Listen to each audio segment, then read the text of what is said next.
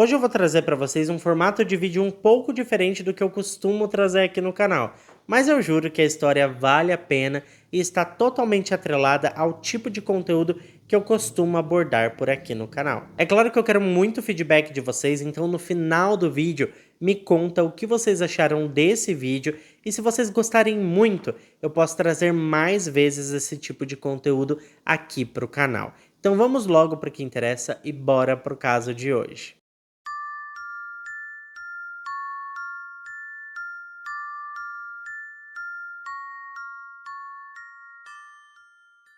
Em setembro de 2024, foi lançado nos cinemas de todo o Brasil o filme A Substância, que aborda questões muito polêmicas sobre o envelhecimento e como o mundo é etarista, principalmente para quem trabalha com a própria imagem. Para quem não assistiu o filme, eu vou dar um resumo rápido, sem spoiler, para que vocês consigam entender o contexto de tudo o que eu estou trazendo aqui. A Substância conta a história de uma mulher chamada Elizabeth Sparkle, que tem um programa de TV e acabou de completar 50 anos. Seus produtores acham que ela está velha demais para continuar no ar e resolvem a substituir. Em meio ao caos da demissão, a Elizabeth descobre uma substância que promete a deixar mais jovem. Ela faz o uso dessa substância e a história toda vai só ladeira abaixo. Após o lançamento do filme, muitas pessoas viraram os seus olhos para a Lindsay Lohan, que em 2010 aparentava ser mais velha do que agora em 2024. A mídia passou a dizer que a Lindsay Lohan fez o uso da substância para rejuvenescer, como aconteceu no filme mesmo. Mas que substância seria essa, Bruno? Bom, não é de hoje que existe uma teoria de que em Hollywood os famosos utilizam uma substância chamada adrenocromo para não envelhecer. O adrenocromo é uma das substâncias mais controversas da internet. O que se sabe cientificamente é que ele surge após a oxidação da adrenalina liberada no corpo. O que fez o adrenocromo se tornar uma teoria da conspiração foram os testes ilegais promovidos por organizações governamentais no século XX.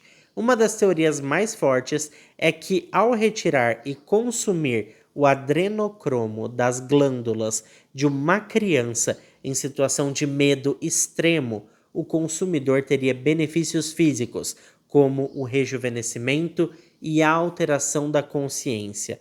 Essa teoria já até se tornou uma lenda urbana nos Estados Unidos. Tem quem diga que as crianças que acabam desaparecendo por aí no mundo, elas na verdade estão em algum lugar sendo assustadas, passando muito medo, para que retirem essa substância, o adrenocromo delas, e venda, entregue para várias celebridades rejuvenescerem em Hollywood. O ponto é, cientificamente, realmente existe o adrenocromo, mas não existe nenhuma comprovação dos seus benefícios. Mas isso não quer dizer que não existam pessoas adeptas à utilização do adrenocromo.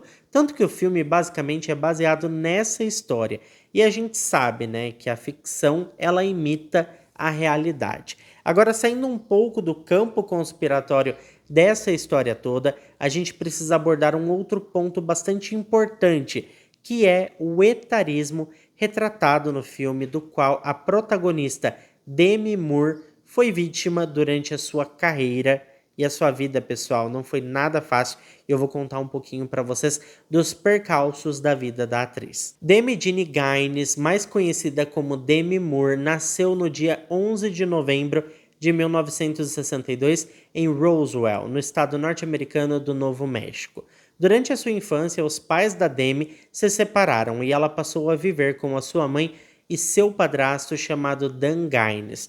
A sua mãe tinha traços narcisistas e era viciada em álcool. Ela também tentou tirar a vida mais de uma vez e a Demi, quando tinha 10 anos de idade, precisou impedir a morte da própria mãe por mais de uma vez, o que sem dúvidas foram eventos extremamente traumáticos. Como se não fosse o bastante, quando a menina tinha 15 anos de idade, a sua mãe vendeu a virgindade da filha por $500.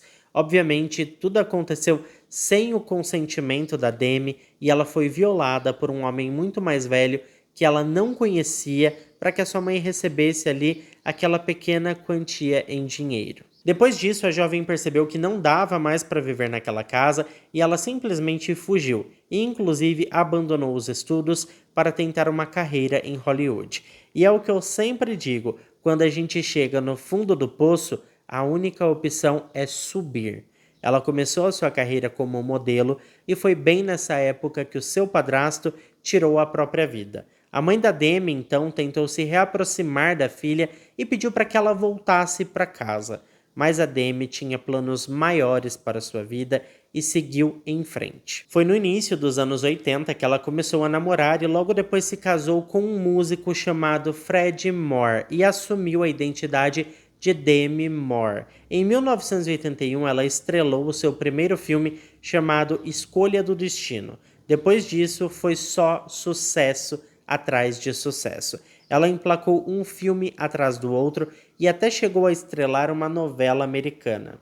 Logo depois da sua estreia em Hollywood, a Demi se separou do Fred e se casou com um outro ator bem famoso e muito bem pago, chamado Bruce Willis. E inclusive os dois tiveram 3 filhos juntos. Em 1985, ela fez parte do elenco do filme O Primeiro Ano do Resto de Nossas Vidas.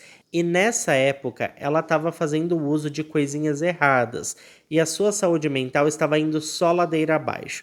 Mas a produtora do filme acreditava tanto na Demi que, ao invés de demiti-la, eles contrataram uma pessoa para passar 24 horas com ela e impedir que ela continuasse utilizando entorpecentes. Eles também pagaram uma clínica de reabilitação, o que ajudou muito para que a mulher não descabeçasse de vez. Tudo isso deu muito certo, viu? Porque em 1990 a carreira da Demi teve uma baita de uma ascensão e todos os filmes que ela fazia era sucesso de bilheteria. Para mim, o mais icônico de todos e que com certeza marcou uma geração porque todo mundo que viveu e respirou nos anos de 90 e 2000 com certeza conhece esse filme. E é claro que vocês já devem saber que eu estou falando de Ghost, do outro lado da vida. A Demi interpretou a Molly, que era a protagonista do filme, e esse filme, gente, com certeza foi um dos maiores hits do cinema. Em 1996, a Demi recebeu o título de atriz mais bem paga do mundo, ao receber 2,5 milhões de dólares para ser protagonista de um filme chamado Striptease. Em 2003, quando estava com 40 anos de idade, a Demi já começou a sentir o gosto amargo do etarismo. Ela participaria do filme As Panteras Detonando e faria uma cena de biquíni. E a mídia, mais que depressa, começou a dizer que ela era velha demais para fazer uma cena de biquíni. Eu sinceramente acho que aos 40 anos a pessoa está ali no auge da sua vida, mas para Hollywood naquela época, com 40 anos, você já não servia mais para muita coisa. Foi inclusive na década de 2000 que a Demi se divorciou do Bruce Willis e engatou em um relacionamento com Ashton Kutcher, o que aumentou ainda mais o hate que a mulher estava levando, porque ele era alguns anos mais novo que ela, e para Hollywood era um absurdo o Ashton Kutcher, que estava ali no auge da sua fama, se relacionar com uma mulher 15 anos mais velha que ele. O Ashton também não ajudou muito porque ele foi bem tóxico com a Demi e o relacionamento dos dois era como uma roda gigante de altos e baixos. Foi nessa época que ela retomou o seu vício por álcool e substâncias ilícitas, e ela era extremamente apaixonada por ele. Então não importava o quão mal aquele homem fazia para ela, ela continuava insistindo no erro. Em um determinado momento da história da Demi, ela descobriu que estava sendo traída pelo Ashton, e o relacionamento dos dois acabou ali mesmo.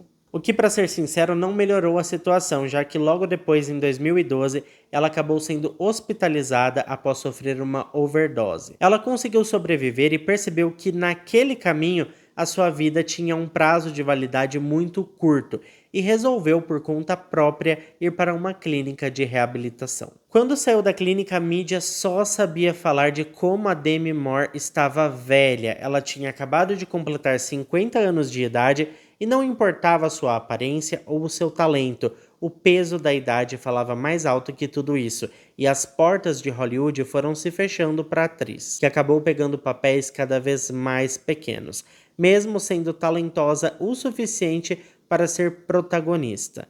A Demi falou várias vezes sobre o etarismo em Hollywood e como se sentia descartada após completar 50 anos. E como eu falei mais cedo, a ficção copia a vida real. E foi assim que chegou o convite para Demi Moore estrelar como protagonista do filme A Substância de 2024, o que acabou caindo como uma luva, porque a Demi, sem dúvidas, foi uma das mulheres que mais sofreu com o etarismo em Hollywood, e agora ela faz um filme que aborda justamente este assunto e incrivelmente a atuação dela no filme virou todo o jogo. O filme, pessoal, foi premiado no Festival de Cannes.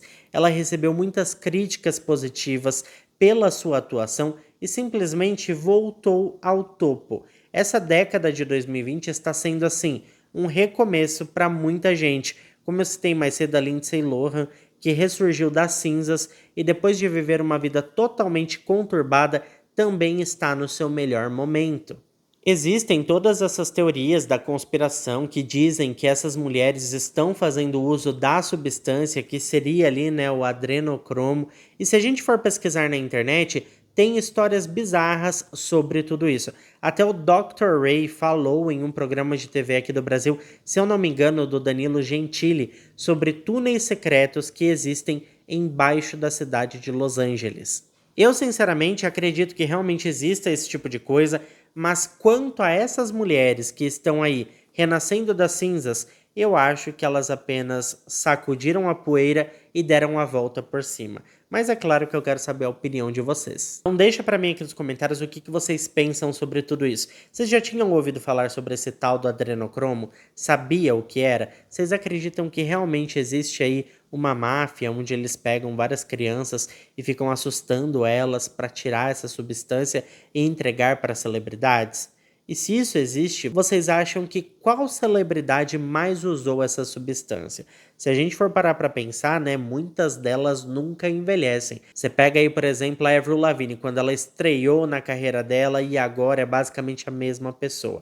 Eu acho que isso envolve muito dinheiro e, claro, muitos tratamentos estéticos. Mas me conta aí o que vocês pensam sobre tudo isso.